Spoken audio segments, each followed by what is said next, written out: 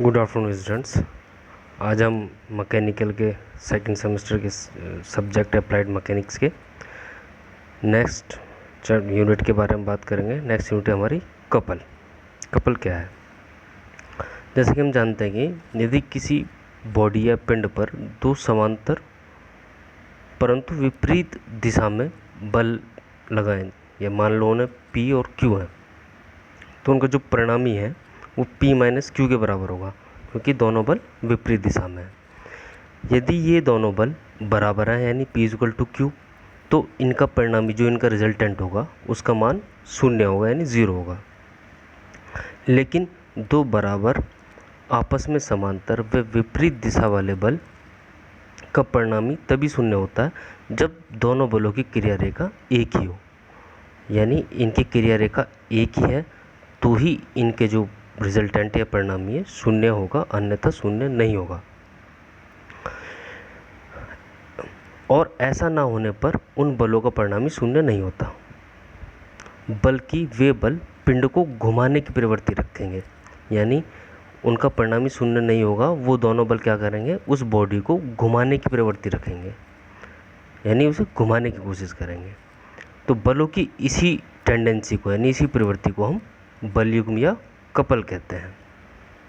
तो बलयुग्म क्या हुआ, बलयुग्म हुआ कि विपरीत दिशाओं में कार्य करने वाले समान मैग्नीट्यूड वाले, यानी जिनका परिणामी समान है, एवं समांतर बलों के ऐसे जोड़े जो समांतर बल हैं को बलयुग्म कहते हैं, जिनकी क्रिया रेखा एक ही रेखा पर नहीं होती, यानी जिनकी क्रिया रेखा एक ही रेखा पर नहीं होती। जैसे ये छोटा सा डायग्राम है, इसमें दो बल हैं P और Q, तो इनकी क्रिया रेखा अलग अलग है, P की अलग है और Q की अलग है।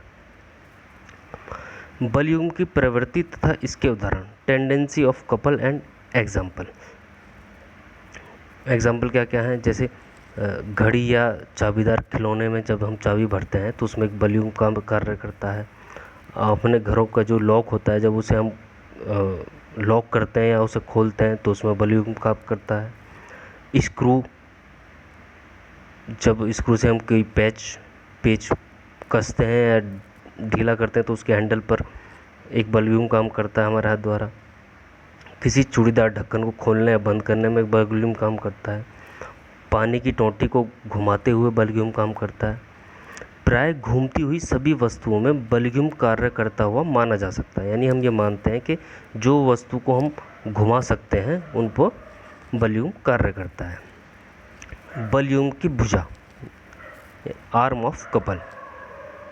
बलयुग्म बनाने वाले दो बलों की क्रिया रेखाओं के बीच, यानी जो बलयुग्म बनाते हैं दो बल, उनकी क्रिया रेखाओं के बीच जो लंबवत दूरी है उसको हम बलयुग्म की भुजा कहते हैं। जैसे इस डायग्राम में देखो, दो बल लगे हैं P और P, A पर P और B पर P, और इन दोनों की लंबवत हमने एक लाइन खींची, तो ये जो लाइन है यही हमारी बलयुग्म की भुजा कहलाती है।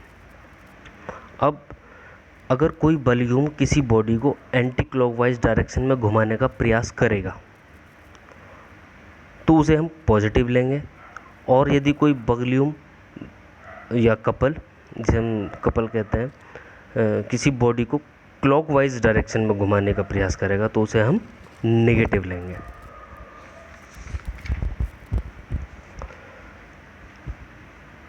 बलयुग्म का आघूर्ण।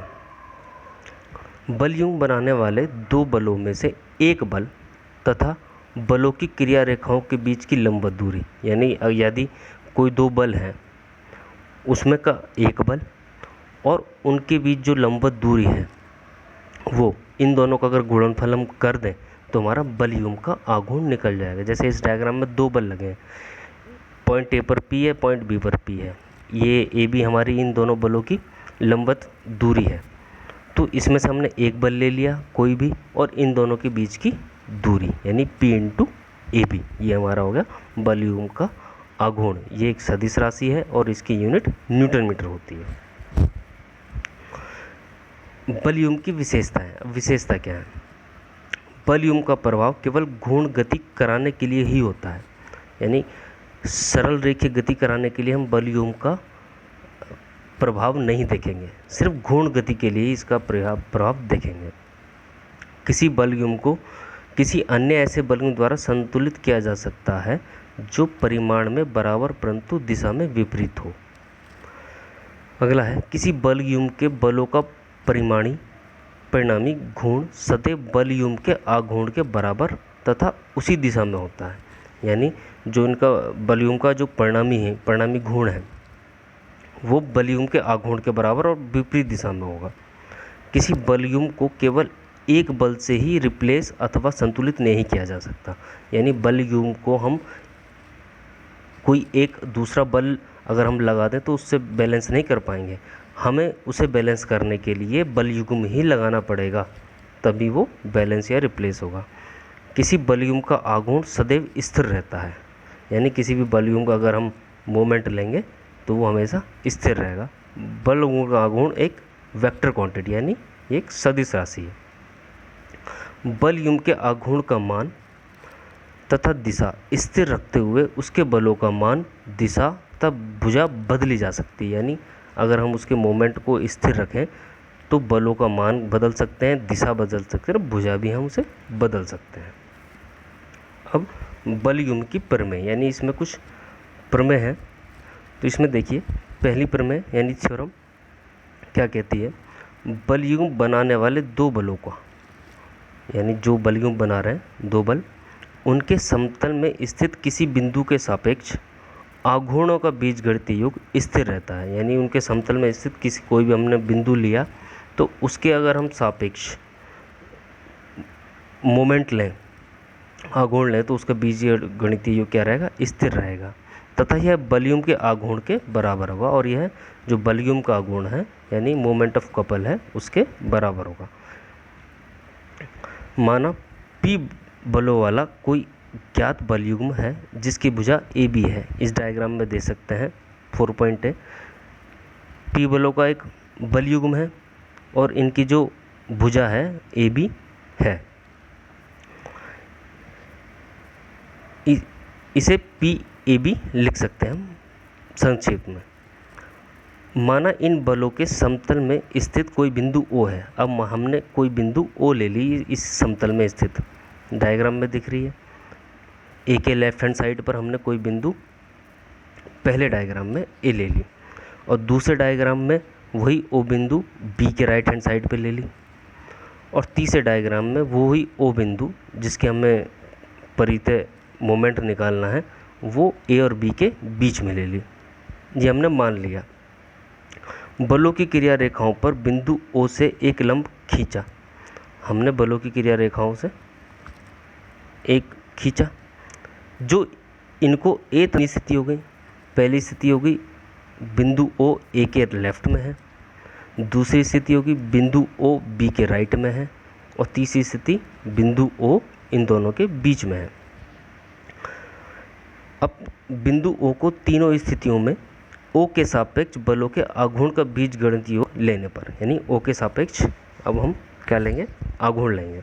तो पहली कंडीशन में यानी डायग्राम A से जब O के लेफ्ट में A के लेफ्ट में हमारा बिंदु O, तो यहाँ से O के अबाउट हम मोमेंट लेंगे तो क्या होगा, P इंटू OB, यानी ऊपर वाला जो बल है वो माइनस P इंटू OA।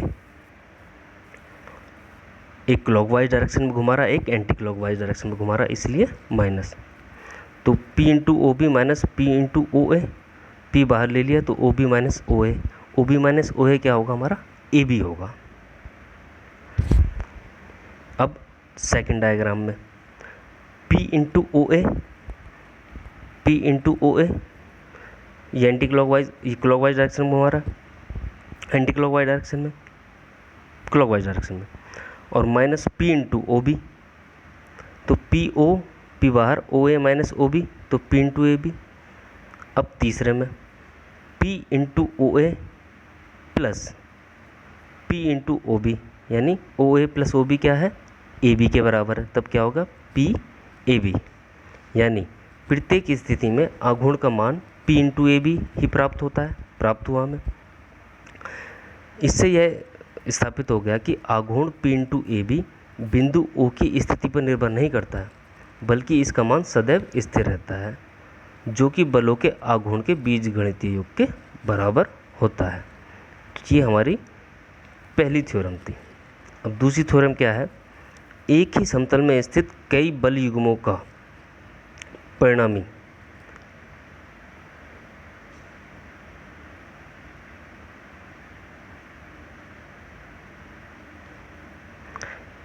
एक ही समतल में स्थित कई बल युग्मों का परिणामी भी एक बल युग्म ही होता है, जिसका आघूर्ण सभी बल युग्मों के आघूर्ण के बीजगणित के योग के बराबर होता है। ये हमारी दूसरी थ्योरम है। अब इसे हम प्रूफ करेंगे। माना एक समतल में स्थित बल युग्म capital P small p, capital Q small q तथा कैपिटल R स्मॉल r है, और इनकी भुजाएं क्रम से क्या है? P Q R है। जैसे नीचे वाला जो चित्र है, भुजा ए बी पी से हमने रिप्रेजेंट की है पहले डायग्राम में, तो भुजा ए बी हमने पी, तो हम पहला ही लेते हैं। बलयुग्म कैपिटल Q और स्मॉल q को एक नए बलयुग्म में बदला जा सकता है जिसकी भुजा ए बी है। हमने उसे तथा बल एक्स एक्स हो, हमने उसे बदल लिया, एक्स एक्स बल ले लिए पहली बार में। ये डायग्राम में देख रहे हो एक्स एक्स दिखाई दे रहा है। यह पहले बल युग्म कैपिटल P और स्मॉल p के बलों के अनुदिश कार्य करेंगे, यानी जो हमने दूसरे बल माने हैं कैपिटल P, तो क्या होगा? x इंटू ए बी, यानी जो बल लग रहा है और इन दोनों के बीच की दूरी, इंटू Q, जो Q लग रहा है सेकंड डायग्राम में, इंटू इनके बीच की दूरी। तो ए बी क्या है? हमारा P है, तो x into P is equal to Q into small q। इसी प्रकार बल युग्म R कैपिटल R और स्मॉल r को भुजा ए बी तथा बल y के नए बल युग्म से में बदलने पर अब इसको हम x की जगह बल युग्म को बदल कर काफ़ी सारे परिणामी आघूर्ण निकाल सकते हैं, जिनके बल युग्म का आघूर्ण बीजगणितीय योग बराबर होगा। इसी प्रकार अन्य बल युग्म भी बदले जा सकते हैं। अतः अंत में परिणामी बल युग्म एक बल युग्म के समतुल्य है, जिसकी भुजा P तथा प्रत्येक बल, चाहे P plus X plus Y, चाहे P है x, ये हुए बल युग्म का आघूर्णीय बीजगणितीय योग होगा। तो इससे क्या सिद्ध होता है कि एक ही समतल में स्थित जितने भी बल युग्म का जो परिणामी है वो एक बल युग्म ही है, जिसका आघूर्ण सभी बल युग्म के आघूर्ण के बीजगणितीय योग के बराबर होता है। प्रमेय 3, कोई अकेला बल किसी बल युग्म को संतुलित नहीं कर सकता। इस डायग्राम में देखो, कोई बल P एक रेखा AB के बिंदु A पर कार्यरत है। हमने माना कोई बल P है जो A पर कार्यरत है। इसी समतल में दूसरा कोई बिंदु O है, इसके नीचे देखो जो P दूरी पर है वो O है कोई बिंदु। इस बिंदु O पर बराबर मान P के दो बल समांतर व विपरीत दिशाओं में लगाते हैं। हमने P के बराबर के दो मान के जो बल हैं वो लगाएं एक दूसरे के विपरीत दिशा में O पर। बिंदु O पर लगे ये बराबर व विपरीत बल की क्रिया रेखा होने कारण एक ही क्रिया रेखा पर हैं, एक दूसरे के प्रभाव को समाप्त कर देंगे। यानी हमें पता है कि अगर दो बल एक ही क्रिया रेखा में विपरीत दिशा में लगे हों समान परिमाण के, तो वो एक दूसरे की प्रभाव को समाप्त करने की प्रयास करेंगे या समाप्त कर देंगे। O से AB पर हमने O1 लंब डाला और जिसका मान हमने P माना। AB पर लगा बल P, जो AB पर बल P लगा है, तथा O पर लगाए गए बाईं ओर का बल P, जो O पर बाईं ओर P लगा है और AB पर जो P लगा है, ये मिलकर एक बल युग्म बनाएंगे। तो इसका आघूर्ण क्या होगा? P इंटू ON, यानी P इंटू P बल युग्म मिल गया हम, तथा O पर दाईं ओर लगे बल P शेष रह गया। अब यहाँ पर जो एक बल P है वो बचा है और वो बल युग्म को संतुलित नहीं कर सकता। अतः इस आधार पर यह कहा जा सकता है कि एक बल युग्म को उसी के बराबर के मान के दूसरे बलयुग्म द्वारा ही संतुलित किया जा सकता है। क्योंकि ऊपर देखो बलयुग्म बन गया है जो ए बी पर लगा है और ओ पर उसके बाईं ओर लगा है, तो ये तो बलयुग्म बना दिया उसने, परंतु जो शेष बचा है दाईं ओर वो बलयुग्म नहीं बना सकता क्योंकि वो सिंगल है। तो केवल एक बल से नहीं बल्कि बलयुग्म पिंड में कोई रेखीय गति उत्पन्न नहीं कर सकता, यानी कोई एक बल किसी भी बॉडी में रेखीय गति उत्पन्न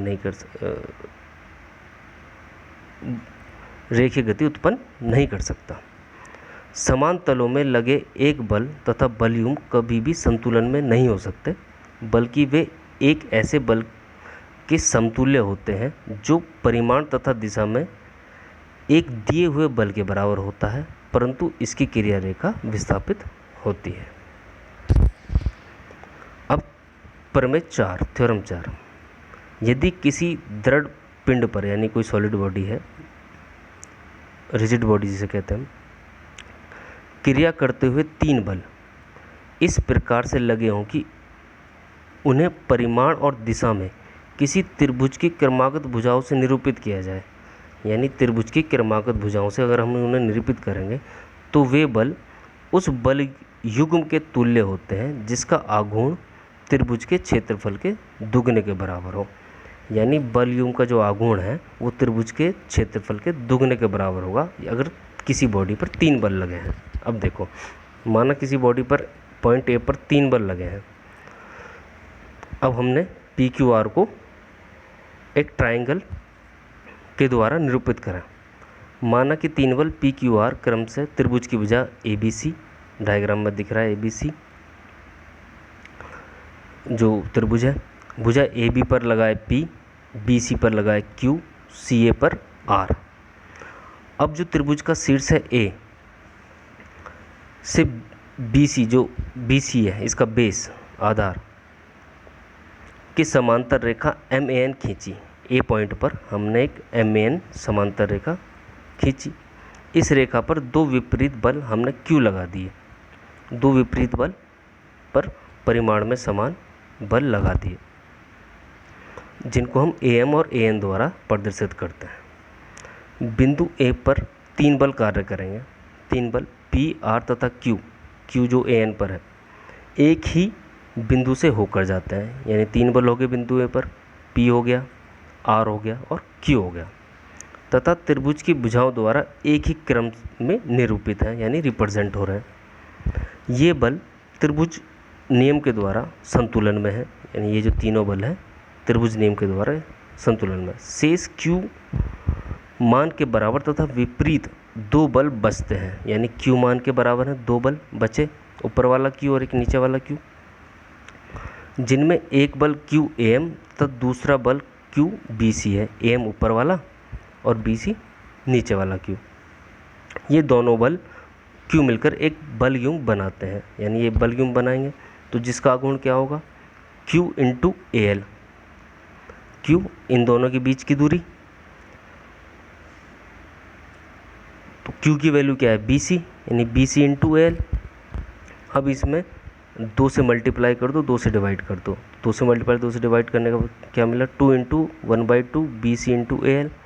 अब one by two B C into L क्या होगा, ये हो गया त्रिभुज का क्षेत्रफल, हाफ यानी आधा, एक बटे दो आधार इंटू ऊंचाई, तो ये हो गया त्रिभुज का क्षेत्रफल। तो ये किसका हो गया, टू इंटू त्रिभुज ए बी सी डी का क्षेत्रफल। तो यही डायग्राम में कह रहा था कि उनका जो आघूर्ण होगा तीन बलों का वो त्रिभुज के क्षेत्रफल के दुगने के बराबर होगा।